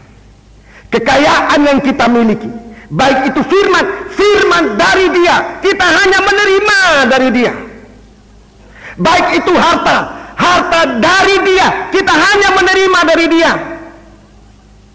Baik itu keuangan hanya kita terima dari Dia. Semua hanya kita terima dari Dia. Apa yang kita harus sombongkan? Kalau kebenaran itu suatu kebenaran yang suatu kekayaan yang dikaitkan dengan kebenaran dari Allah, ada bukti. Bukti pertama, saudaraku, ucapan syukur kita kepada Tuhan. Itu tanda orang menerima. Ucapan syukur. Saya kira kurang ajarnya orang, saudara-saudaraku, kalau dia diberi sesuatu, dia akan sedikitnya ada rasa hormat, ada rasa terima kasih kepada yang memberi itu. Apalagi kita anak-anak Tuhan. Tuhan tidak berkewajiban harus memberi sesuatu kepada kita, sebab kita memang sudah melawan kepada Tuhan. Tuhan tidak kewajiban. Tetapi kalau Tuhan memberikan kita sesuatu, ini karena Dia mempunyai kasih yang benar, seperti kasih itu Tuhan ingin. Jadi kita menerima kekayaan dari Dia, kita menerima firman dari Dia. Di mana ucapan syukur kita kepada Tuhan? Di mana penyembahan kita kepada Tuhan? Di mana doa ucapan syukur kita kepada Tuhan? Jemaat akhir zaman akan diukur oleh Tuhan pada penyembahannya. Penyembahan itu diukur. Kebaktian minggu kita datang, oke, kita terima berkat. Kebaktian Bible Study kita datang, oke, kita terima berkat. Tapi bagaimana dengan Beachstone? Tuhan mengukur apa yang kita miliki dari kita miliki sekarang itu, kita miliki secara benar atau tidak. Hari Minggu kita terima kesaksian roh, kesaksian Kristus. Kita terima pemberitaan firman Allah yang membangkitkan iman kita. Kebaktian Bible Study, kita menerima firman Allah yang meneguhkan, menguatkan iman kita. Sesudah itu kita tidak mau lagi Beachstone. Di mana ucapan syukur kita? Kalau kita mengaku bahwa apa yang kita miliki ini hanya kita terima, hanya kita terima, ini kekayaan yang benar. Kita mengaku, kita mengucap syukur kepada Tuhan bahwa Engkau sudah mengaruniakan kepadaku. Dalam 1 Korintus pasal 4, ini sikap dari anak-anak Tuhan. Ini sikap anak-anak Tuhan yang diberkati oleh Tuhan. Ini sikap dari anak-anak Tuhan yang benar-benar dilahirkan oleh firman Allah. Dalam 1 Korintus pasal 4, itu sikap anak-anak Tuhan yang benar-benar dilahirkan oleh Tuhan. Ayat yang kita baca saja mulai ayat yang ke-6. Ayat yang ke-6. Saudara-saudara, kata-kata ini aku kenakan kepada diriku sendiri dan pada Apolos karena kamu, supaya dari teladan kami kamu belajar apakah artinya ungkapan. Ya, ungkapan. Jangan melampaui yang ada tertulis. Jangan melampaui. Jemaat Laodikia melampaui. Dia pikir aku sudah kaya, aku sudah membutuhkan, tidak membutuhkan apa-apa lagi. Melampaui dari keadaan yang sebenarnya. Jangan melampaui apa yang terus, supaya jangan ada di antara kamu yang menyombongkan diri dengan jalan mengutamakan yang satu daripada yang lain. Ayat 7. Sebab siapakah yang menganggap engkau begitu penting? Ya, ini jemaat Laodikia menyombongkan diri dan merasa penting, tidak butuh orang. Tidak butuh orang, tidak butuh siapa-siapa, Tuhan pun dia lupakan. Terus? Dan apakah yang engkau Coba, punyai? ini di garis bawahi. Coba kita lihat. Apa yang engkau punyai? Yang tidak engkau terima. Yang tidak engkau terima. Apa? Coba apa yang ada dalam kita? Yang kita tidak hanya terima. Terus? Dan jika engkau memang menerimanya, mengapakah engkau memegahkan diri seolah-olah engkau tidak menerimanya? Coba periksa dalam hidup kita. Umpamanya satu titik saja, satu sel saja dalam tubuh kita. Apa yang kita tidak terima? Semua kita tidak terima. Semua kita semua terima. Tidak ada satupun yang kita bisa buat sendiri, yang kita bisa ciptakan sendiri. Hidup kita pun hanya kita terima. Nafas kita pun hanya kita terima. Kemampuan kita pun hanya kita terima. Kalau kita bisa mengetahui apa-apa, itu pun hanya kita terima. Kalau satu waktu Tuhan cabut, kita tidak arti apa-apa. Apalagi kalau cuma kekayaan. Coba lihat, kekayaan itu mulai dari apa saja. Oh, itu kan hasil usaha saya. Coba telusuri nanti sampai pada poin terakhir. Semua yang ada padamu hanyalah kamu terima. Ada yang memberi, ada yang memberi. Bukan kita kaya, kaya sudah begitu. Tidak ada orang lahir di dunia ini sudah kaya, nggak ada. Semua orang lahir di dunia ini, semua orang lahir di dunia ini tidak membawa satu apapun juga. Rasul Paulus tegaskan, tidak ada orang di dunia ini lahir membawa satu apapun juga. Begitupun juga dia tidak mampu membawa apapun juga. Jadi kalau kita ada di bumi ini dilahirkan tidak membawa apa-apa, sekarang mempunyai apa-apa. Coba bertanya, bukankah segala sesuatu yang apa-apa itu hanya kita terima dari Tuhan? Bukankah segala apa-apa yang ada itu hanya kita terima dari Sang Pencipta? Dan kalau itu hanya kita terima, jemaat Laodikea, mengapa kamu menganggap dirimu sangat penting, bahwa seolah-olah itu tidak kamu terima? Kenapa tidak ada ucapan syukur kepada Tuhan? Kalau Tuhan masih memperpanjang, Tuhan tidak cabut. Dan kalau Tuhan cabut, kita kembali seperti waktu lahir.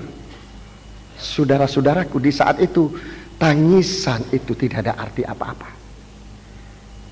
Tuhan biar memberkati sidang jemaat ini. Kalau saya katakan ini tidak untuk mengutuk, tidak, tapi untuk menyadarkan kita. Jangan karena kita hanya memiliki sesuatu, lalu dengan sesuatu itu kita tinggalkan Tuhan untuk sesuatu itu yang sebenarnya hanya Tuhan berikan. Biar kita kejar, kalau Tuhan tidak berikan tidak dapat apa-apa. Tuhan karuniakan kepada kita. Jemaat Laodikea, kalau kita lihat jemaat Laodikea, saudara-saudaraku, begitu Tuhan menuntut segala sesuatu, menuntut segala sesuatu. Kamu tidak tahu kamu itu miskin, sudah miskin, melarat, malang, bertelanjang. Itu sama dengan kembali seperti waktu lahir, dalam keadaan tidak punya apa-apa. Lebih lagi, buta. Anak yang baru lahir itu tidak lihat apa-apa. Dia nggak lihat apa-apa. Nanti beberapa hari kemudian baru bisa lihat apa-apa. Seperti itu. Sampai tidak bisa melihat apa-apa. Tuhan lindungi jemaat ini. Jangan kita menyombongkan diri. Setelah memiliki sesuatu, kita banyak repot dengan sesuatu sampai lupakan Tuhan. Di mana ucapan syukurmu kepada Tuhan? Ini baru ucapan syukur. Kekayaan itu suatu berkat. Di mana pengakuan kita kepada Tuhan? Kalau sekarang kita sadar, Tuhan, benar ya, apa yang aku miliki ini hanyalah berkat Tuhan. Di dalam Amsal pasal 10. Amsal pasal 10. Kitab Amsal pasal 10 ayat 22, tolong dibaca. Berkat Tuhanlah yang menjadikan kaya. Ya, berkat Tuhan itu yang membuat kita kaya. Jadi kita terima berkat dari Tuhan. Itu kekayaan yang benar. Berkat dari Tuhan itu yang membuat kita kaya. Terus? Susah payah tidak akan menambahinya. Ya, kesusahan. Susah payah itu sebenarnya kesusahan. Tidak disertai dengan macam-macam kesulitan, kesusahan. Susah payah tidak menyertainya. Itu berkat Tuhan. Jadi kalau kita punya kekayaan itu benar, saudara-saudaraku, kalau kita punya harta kekayaan itu benar, kita punya firman itu benar dari Tuhan, bukan dari manusia. Rasul Paulus mengatakan, firman yang kusampaikan itu bukan dari manusia, aku pun tidak pelajari dari siapa-siapa, tapi suatu pernyataan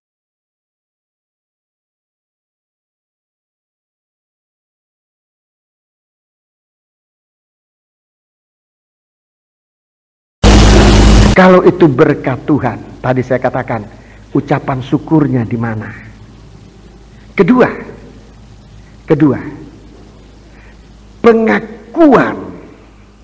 pengakuan kita bahwa kita diberkati oleh Tuhan. Itu perlu ada di hadapan Tuhan. Suatu pengakuan. Ibrahim, dia diberkati oleh Tuhan. Ibrahim diberkati oleh Tuhan dalam segala hal. Dia mengadakan pengakuan kepada Imam Agung, Raja di atas segala raja. Dia membawa pengakuannya kepada Tuhan, kepada Melkisedek, Imam Agung, Raja Salam. Dia membawa pengakuannya. Waktu dia berangkat dari situ, orang-orang memberikan ini dan katakan tidak, supaya jangan orang kafir ini mengatakan nanti Ibrahim kaya karena diperkaya oleh manusia. Dia mengakui bahwa kekayaan Ibrahim adalah kekayaan yang dari Tuhan. Dia mempersembahkan milik Tuhan. Dia mempersembahkan perpuluhan. Perpuluhan itu bukan Taurat, saudaraku. Bukan peraturan Taurat. Perpuluhan sudah ada sejak Ibrahim, sebelum Taurat datang. Perpuluhan itu sudah datang. Ibrahim mengadakan pengakuan. Dalam Kejadian pasal 28, Yakub mengadakan pengakuan. Kejadian 28 ini dibaca. Saya tunjukkan ayatnya.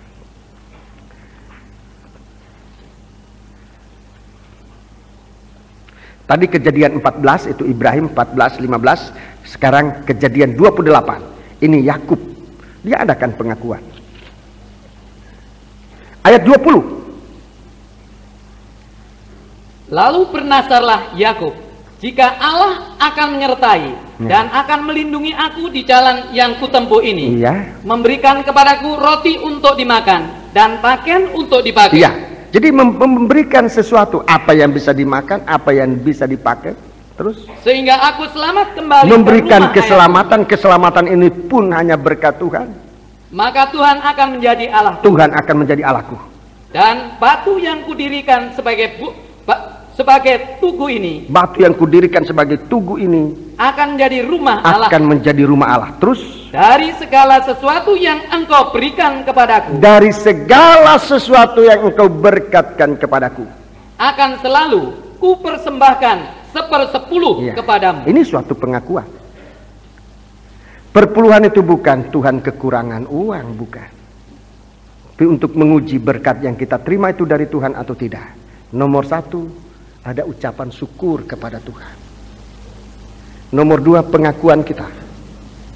Mengembalikan bahagian milik Tuhan. 1/10.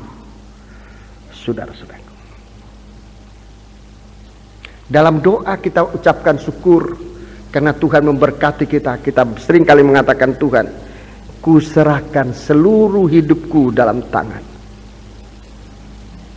Bukti perbuatan pengakuan kita, Tuhan tidak tuntut sejauh itu. 1/10. 1/10 pun kita sering lupakan. Itu sebabnya yang kita miliki merupakan kekayaan itu banyak mengalami hambatan, disertai dengan banyak duka cita.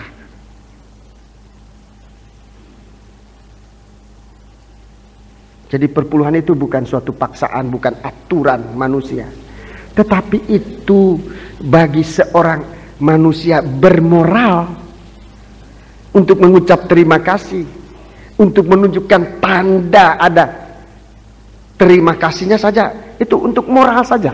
Ukuran moral, apalagi kalau itu moral iman, saudara-saudaraku. Maka dalam melakukan segala sesuatu itu Tuhan menyertai. Yakub dalam ayat ini dia katakan, kalau Tuhan memberkati aku, bukan aku berikan perpuluhan supaya Tuhan memberkati aku. Sesudah Tuhan memberkati kita, sebagai pengakuan kita sudah diberkati oleh Tuhan, aku akan mempersembahkan 1/10 kepadamu Tuhan. Ini yang Tuhan ingin lihat dari manusia. Tetapi keturunan Yakub, orang Israel, meninggalkan ini. meninggalkan janji nenek moyangnya, meninggalkan janji. Dan Tuhan katakan, kalau aku bukan Tuhan, kamu sudah lama habis, sebab kamu meninggalkan janji syariatku. Dalam hal apa? Apakah boleh manusia menipu aku, namun kamu menipu aku? Dalam hal apa? Dalam hal perpuluhan. Maleakhi pasal 3, saudara baca di rumah, ayat 7 sampai ayat 11. Di sana dikatakan, kutukan itu kamu tanggungkan atas dirimu sendiri, karena kamu coba-coba untuk menipu. Ini keadaan dari jemaat Laodikia. Malang, miskin, telanjang, buta. Ada orang berlagak kaya, tapi nggak tahu apa-apa. Jangan kita berlagak seperti itu, pura-pura nggak tahu. Akibatnya bahaya. Itu sebabnya, biar kita datang kepada Tuhan, kita mohon, Tuhan ampuni. Hari kedatangan Tuhan sudah terlalu dekat. Saya tidak tahu apa firman semacam ini, peringatan semacam ini masih bisa diulangi lagi. Saya tidak tahu. Tapi kesempatan pagi hari ini kita sudah mendengar suara Tuhan. Biarlah kita datang kepada Tuhan. Kita bangkit berdiri. Kita bangkit berdiri kepada Tuhan.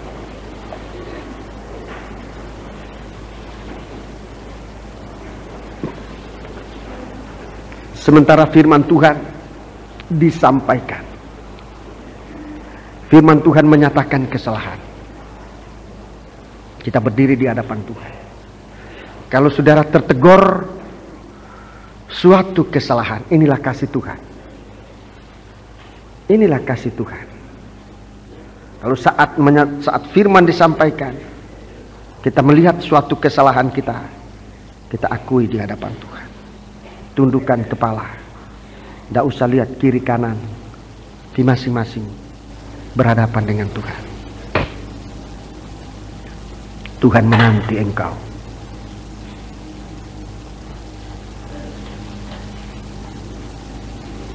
Karunia yang terbesar Tuhan berikan kepada kita, karunia yang mulia. Tuhan memberkati kita dengan nikah, suami istri, orang tua dan anak. Betapa bahagianya kita jikalau memiliki nikah. Ini pemberian Tuhan. Apakah saudara pernah bersyukur kepada Tuhan bahwa Tuhan memberikan saudara seorang istri, atau malah bersungut-sungut menyesal memiliki istri semacam ini? Apakah saudara bersyukur memiliki seorang suami, atau malah menyesal iri terhadap suami orang lain atau istri orang lain? Mungkin saudara pikir dia jauh lebih baik. Saudara melakukan suatu kesalahan. Kenapa tidak mengaku? Tuhan, terima kasih engkau berikan aku istri. Mungkin istri yang rewel ini yang engkau sudah berikan kepadaku. Tuhan bisa robah istri yang rewel jadi istri yang manis sebab ucapan syukurmu seorang suami. Jangan merasa aku tidak perlu kamu, aku bisa tanpa kamu. Seorang istri, mungkin saudari mempunyai seorang suami yang tidak sehebat suami orang lain, bahkan tidak berdaya sama sekali. Apakah pernah saudara menyesal kenapa harus jadi begini? Atau saudara datang, Tuhan,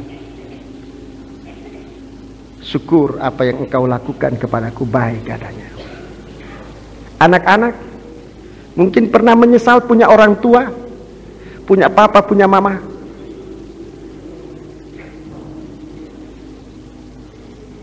Orang tua apa pernah menyesal punya anak semacam ini? sehingga kita mau buang saja, tidak mau ngaku anak. Jangan merasa kita sudah mampu, tidak perlu apa-apa, tidak perlu orang tua, tidak perlu anak, tidak perlu suami, tidak perlu istri, sampai nanti merasa tidak perlu Tuhan. Tundukkan kepala, coba renungkan, adakah kesalahan ini saudara pernah lakukan? Sudah pernah ucapkan, atau mungkin baru ada di dalam hati? Kalau itu ada, saat ini adalah kesempatan untuk minta ampun kepada Tuhan. Haleluya. Minta ampun kepada Tuhan. Orang tuamu yang tidak berdaya, suamimu yang tidak berdaya, istrimu yang tidak berdaya, Allah mampu. Allah mampu memberkati saudara dengan cara Allah sendiri, lebih dari apa yang sudah pikirkan.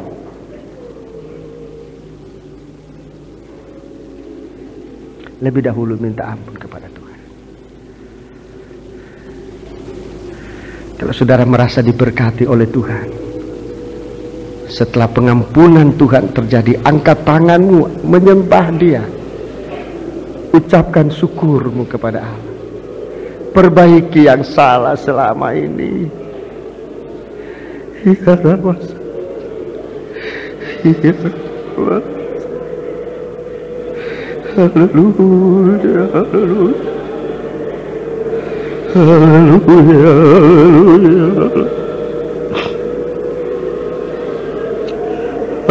haleluya,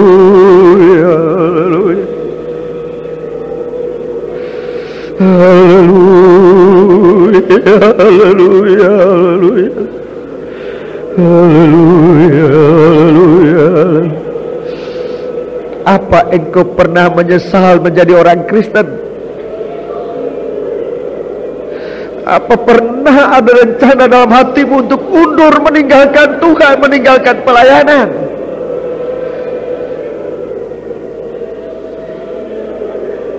Saya percaya Tuhan ampuni kita pagi hari ini. Angkat tangan kita dan kita berseru kepada Tuhan. Haleluya, haleluya,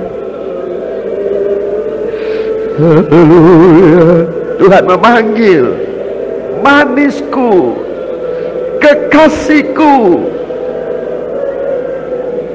Tuhan mengasihi kita. Haleluya. Sampai hari ini suara ini masih dipendengarkan oleh Tuhan. Tuhan memandang kita seperti tidak berbuat dosa oleh karena kasih-Nya. Sekalipun Tuhan tahu kasih kita kepada Dia tinggal separuh, panas tidak, dingin tidak, tapi kegiatan kita sudah lama kendor, hati kita tidak menyala lagi, roh kita tidak menyala lagi. Tuhan, haleluya, haleluya. Ampuni kami Tuhan, ampuni hamba-Mu, ampuni sidang jemaat seluruhnya. Haleluya, haleluya. Sebelum kami terlambat, Engkau sudah datang kepada kami. Semoga suara-Mu yang sudah Engkau nyampaikan kepada kami disertai dengan ketukan pintu hati kami untuk membuka hati kami menerima Engkau. Jangan kami kehilangan Engkau yang kami cari-cari dan kami tidak menemukannya. Tapi biarlah saat ini ya Tuhan, Engkau tinggal bersama kami. Tinggal kiranya bersama kami dalam ibadah kami Tuhan. Tinggal kiranya bersama kami dalam nikah kami. Tinggal kiranya bersama kami dalam usaha, dalam pekerjaan kami, dalam rumah tangga kami, dalam ibadah, dalam pelayanan kami. Biar Engkau tetap menyertai kami Tuhan. Terima kasih Tuhan, terima kasih. Terima kasih. Engkau sempat memanggil kami Tuhan. Engkau sempat menyatakan kasih-Mu kepada kami pagi hari ini. Engkau bermaksud untuk duduk makan bersama kami bersama Dikau. Bahkan lebih dari itu Tuhan, Engkau mau dudukan kami di atas tahta bersama Dikau. Terima kasih Tuhan. Terima kasih ya Rama, ya Rama. Terima kasih Tuhan, terima kasih. Terima kasih. Terima kasih. Cabut kiranya segala sesuatu yang menyandung Engkau dalam kehidupan kami ini. Gantikan dengan kebenaran dalam kasih-Mu dalam kami Tuhan. Untuk kami bisa memanfaatkan segala sesuatu yang Engkau berkatkan dalam kami. Bukan hanya untuk kami tetapi untuk sesama kami manusia. Tapi juga untuk memuliakan besarkan nama Dikau ya Bapa. Terima kasih. Terima kasih. Dalam nama Yesus kami berdoa. Haleluya. Amin.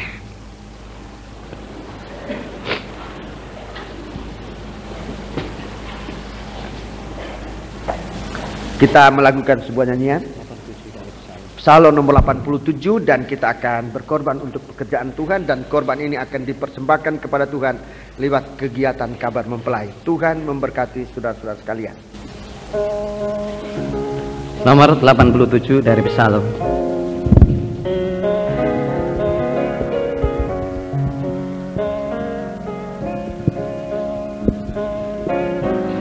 Sungguh terasa perhatianmu.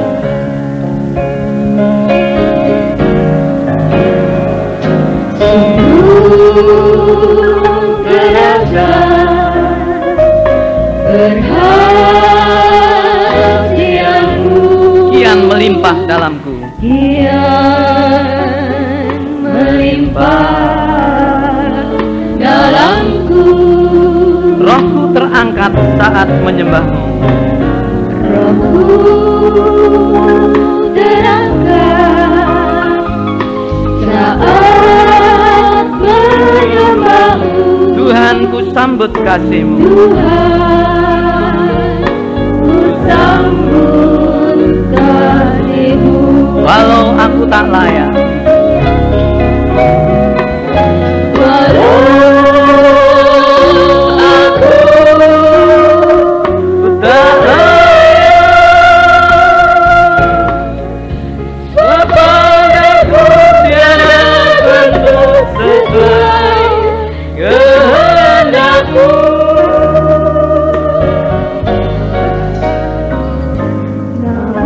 namun diriku selalu menjadi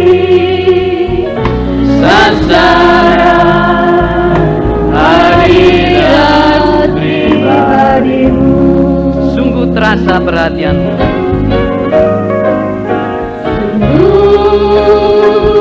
Terasa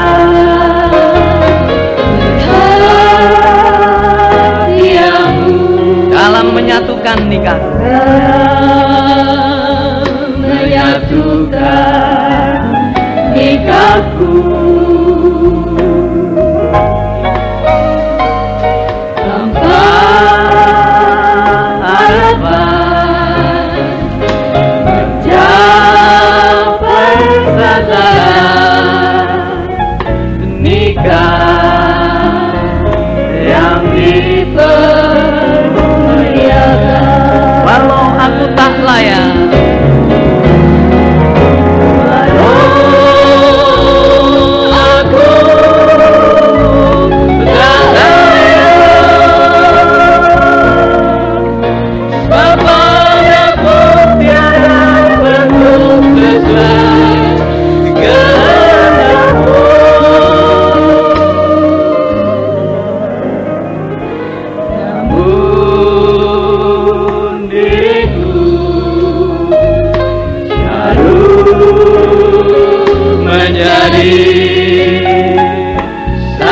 Sasaran hadirat pribadi-Mu.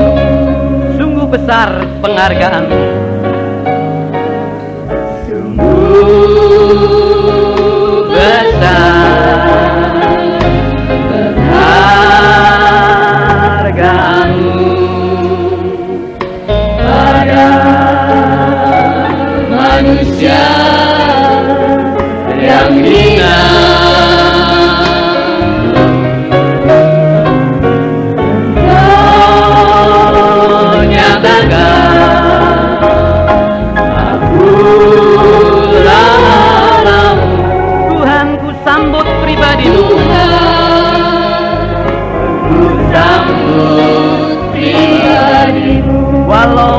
tak layak.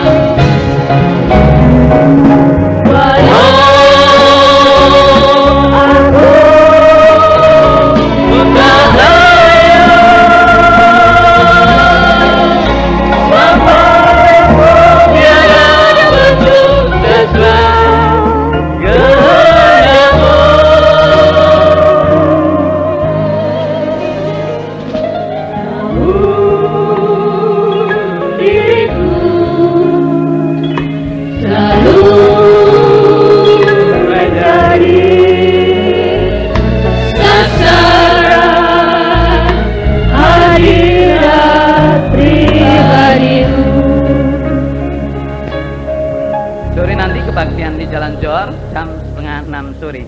Hari Selasa kebaktian penyembahan di sini jam 5:30. Bersama kita menundukkan kepala. Bapa, berkat sudah Engkau curahkan dalam kami. Ucapan syukur sekarang kami persembahkan bagi Dikau. Ajarkan kami tetap menggunakan berkat Engkau berikan kepada kami sesuai dengan kehendak-Mu. Jangan kiranya berkat yang tidak tepat kami gunakan membuat kami suam dalam pengikutan kami kepada Engkau, bahkan memadamkan kasih-Mu dalam kami. Tapi biarlah semua itu mendorong kami untuk lebih hari lebih dekat kepadamu. Kami ingat saudara-saudara kami yang dalam penderitaan, yang karena dalam sakit, yang karena dalam berbagai-bagai macam percobaan. Tuhan, pertolongan-Mu mereka butuhkan, pertolongan-Mu mereka sangat idam-idamkan Tuhan. Mereka merindu untuk jamahan tangan, untuk mereka disembuhkan, untuk mereka dapat selesai dari segala macam percobaan yang sempat menggoda mereka. Kami percaya Engkau mampu melakukan itu Tuhan. Tetapi kuasa kegelapan, setan yang mengganggu mereka, ya Bapa, Tuhan, kami panggil nama Engkau buat usirkan dia. Di dalam nama Tuhan Yesus Kristus, segala setan kami ikat, kami perintahkan kamu semua dalam nama Yesus pergi. Darah Yesus yang berkuasa. Kami berdoa juga ucapan syukur buat berkat-berkat yang sudah Engkau bagikan kepada sidang jemaat ini dalam bentuk apapun juga, sampai pun dengan perpanjangan umur kami, baik setahun, sebulan, seminggu, bahkan sehari, sedetik pun Tuhan. Ucapan syukur kami naikkan kepada Dikau. Terima kasih Bapa, pemakaian-Mu untuk hari-hari mendatang dalam kami sekalian. Sidang jemaat ini biar Engkau nyatakan, agar kami menyala-nyala dalam kasih-Mu. Kembalikan kami kepadamu Tuhan. Haleluya. Terima kasih Tuhan. Seringkali kami melupakan kasih-Mu, tapi sekarang kembalikan kami kepada kasih semula Tuhan, untuk hidup dalam Dikau.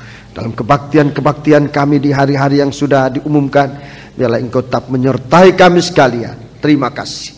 Kekasihku sekalian, terimalah anugerah, cinta kasih dan berkat Tuhan, serta kembalilah dengan sejahtera dalam persekutuan Allah Bapa, Sang Putra dan Roh Kudus. Tuhan Yesus Kristus menyertai kami sekalian.